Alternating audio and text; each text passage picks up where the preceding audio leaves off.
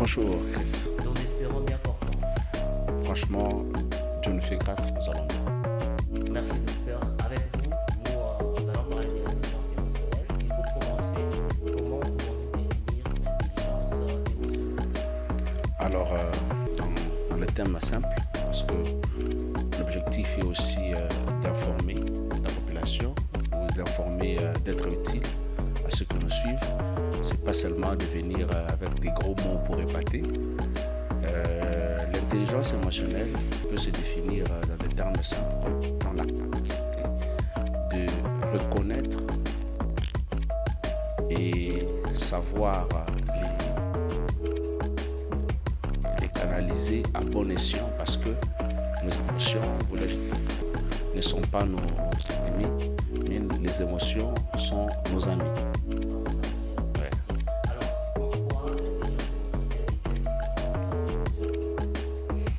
Ah, ok. La différence entre donc, les quotients émotionnels et les quotients intellectuels, ça se trouve carrément par rapport à leur origine. Premièrement, il faut savoir que notre cerveau est subdivisé en plusieurs lobes. Et nous avons le lobe frontal, nous avons le lobe pariétal, on peut aussi avoir le lobe occipital. Alors, et le cerveau, il gère plusieurs informations. Le lobe frontal, il est responsable du raisonnement. On peut retrouver le raisonnement au niveau du lobe frontal. On retrouve aussi la motricité, si je peux ajouter, parmi les certains rôles que nous trouvons du lobe frontal. Et le lobe pariétal, c'est le lobe qui est responsable des différentes émotions que nous ressentons, parce que c'est le cerveau qui gère les émotions. Alors, il faut noter un élément important dans cette définition. Il faut savoir que les émotions qui se trouvent au niveau du lobe frontal arrivent plus vite que la réflexion. Ça veut dire le raisonnement, parfois, il vient lentement, contrairement aux émotions. Si je dois donner la différence entre les deux, c'est que le quotient intellectuel, c'est au niveau de notre cerveau, le lobe frontal qui le gère. Le quotient émotionnel, c'est le lobe pariétal du cerveau.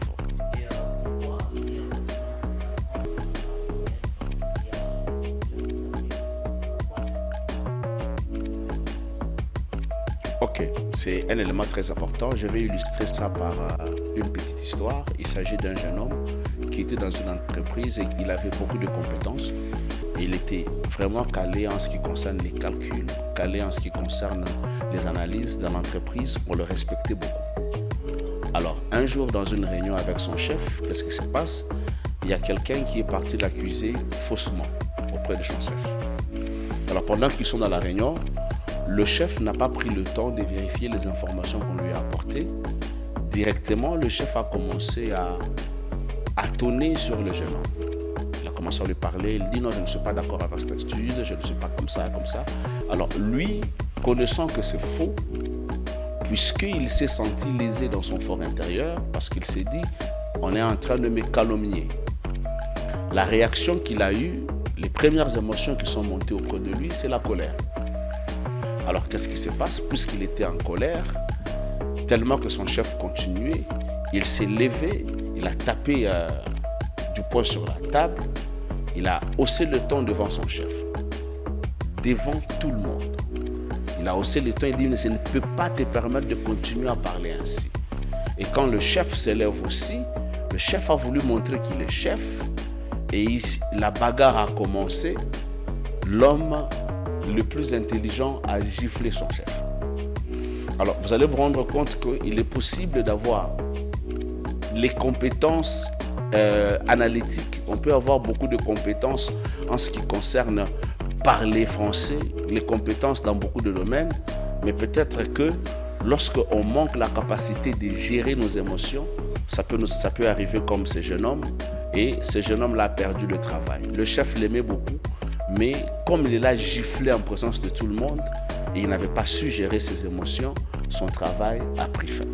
Alors, pourquoi il faut gérer nos émotions? Parce que nos émotions, ce sont des éléments qui nous signalent qu'il y a quelque chose. Et deuxièmement, les émotions nous permettent d'agir d'une certaine manière. J'aimerais vous dire un élément aussi important. Vous savez que tel que nous sommes là, ou tel que vous êtes à la maison en train de nous suivre, chacun est à minimum, ou je peux dire au maximum, je ne dis pas à minimum, au maximum, chacun reflète ce qu'il ressent. Ça veut dire, celui qui ressent de la joie c'est une émotion, celui qui ressent de la joie, vous allez voir dans ses attitudes, il y aura une façon de vivre. Celui qui a par exemple de la tristesse, ou celui qui a par exemple la peur, vous verrez que dans sa manière d'agir, il y aura une façon de faire. D'où il faut connaître les émotions parce que nous vivons avec elles au quotidien. Elles nous permettent de mener la vie en bonne santé.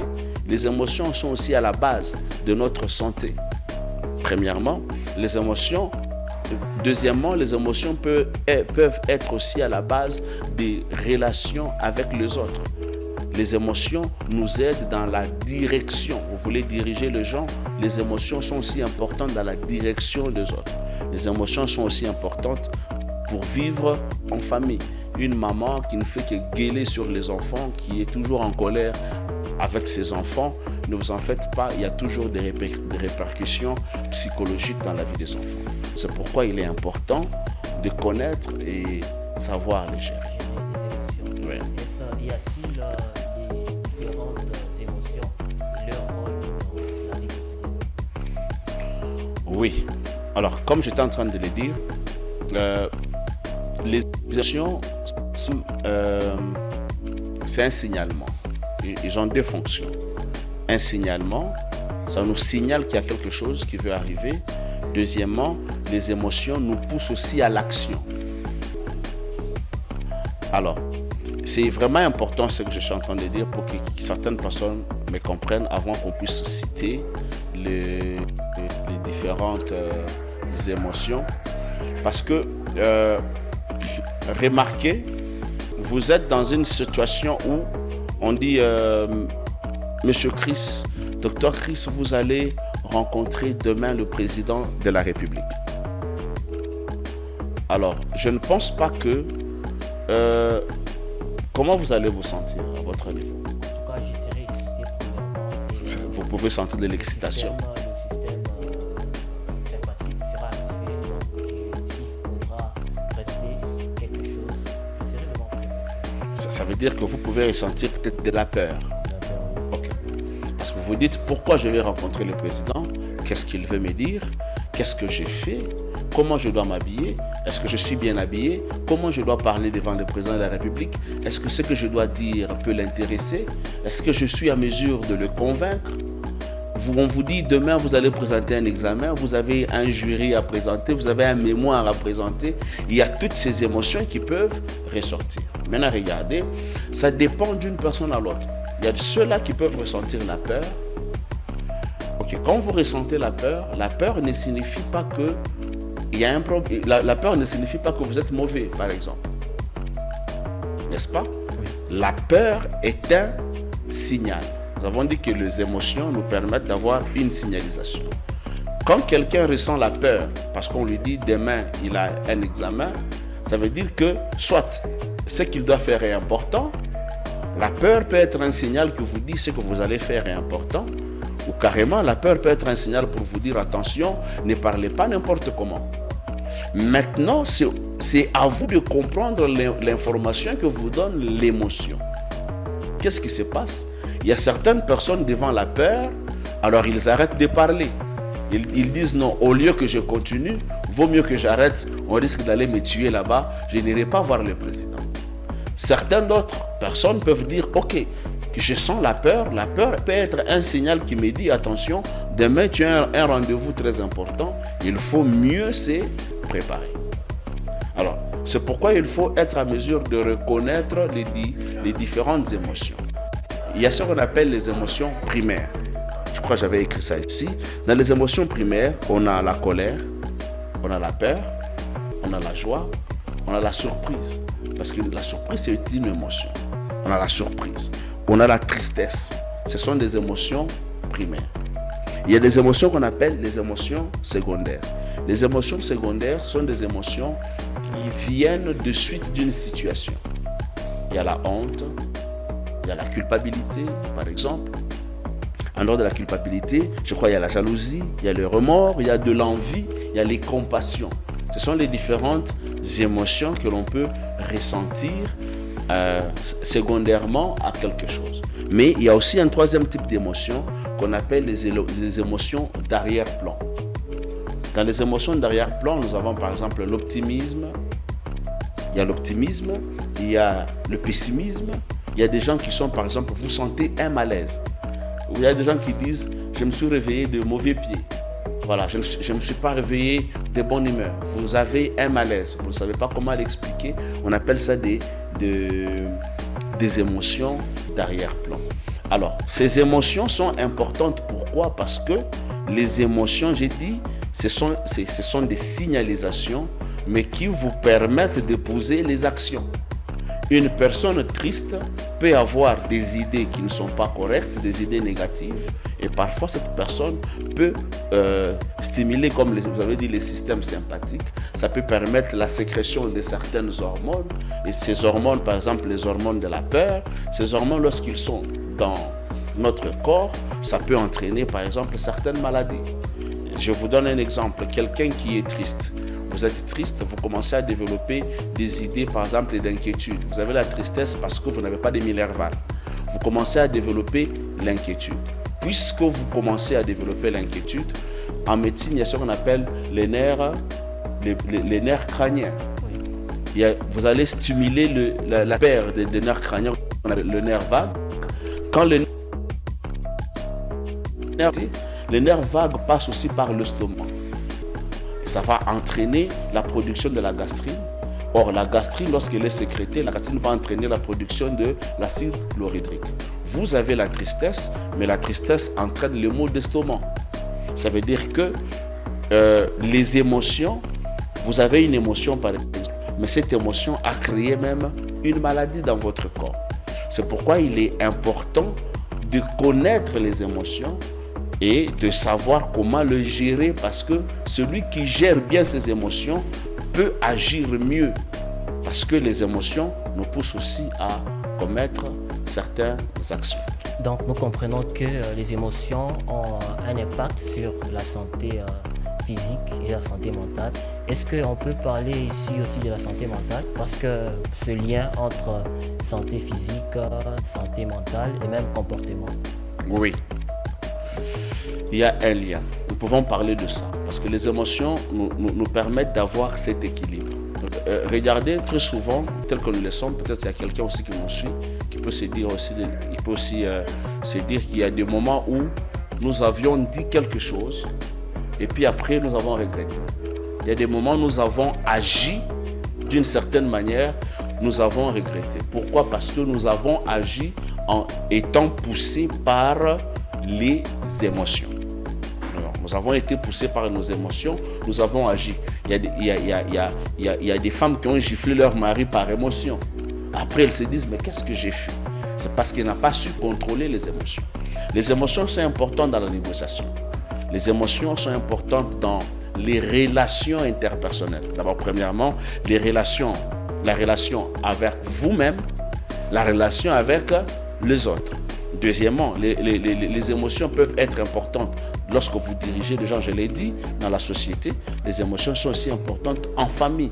Comment vivre en famille? Les émotions sont importantes. Alors, je ne sais pas si je peux ici définir les éléments qui constituent ce qu'on appelle l'intelligence émotionnelle.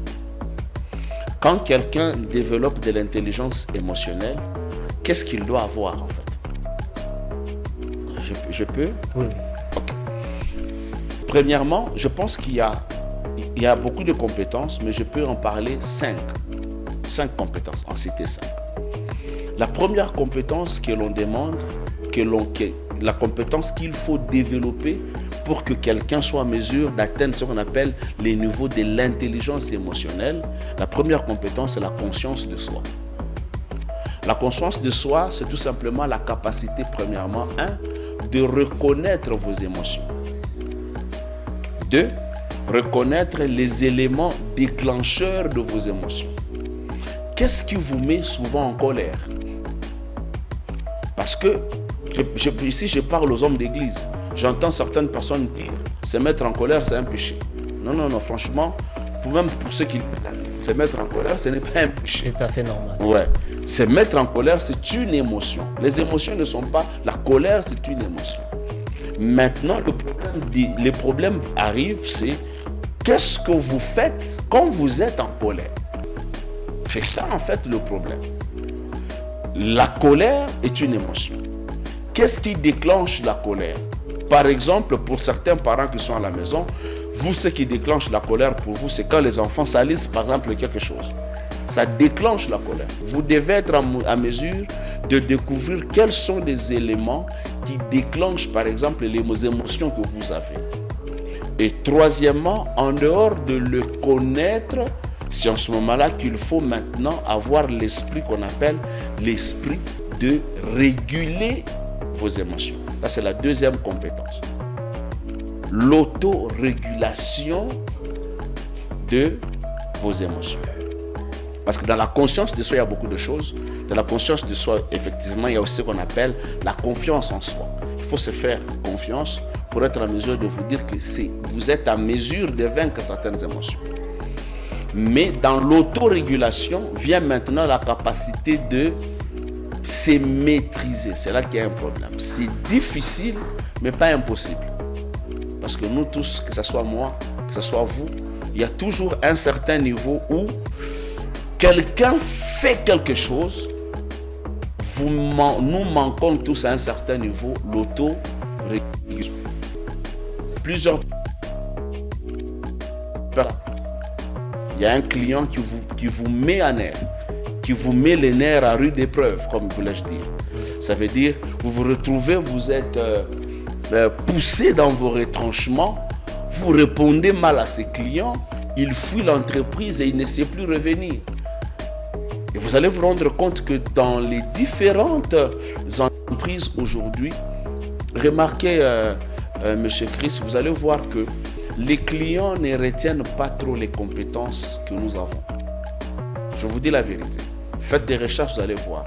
Les clients retiennent plus la manière dont nous les avons traités. Dans cet hôpital, on me traite bien. Dans cet hôpital, on nous considère comme des humains. Dans cet hôpital, on vous parle bien.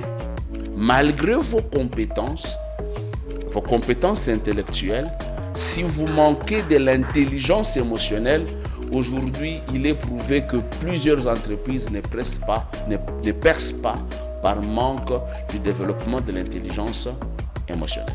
Donc, en dehors de l'autorégulation, le troisième élément, c'est l'empathie, voulais-je dire.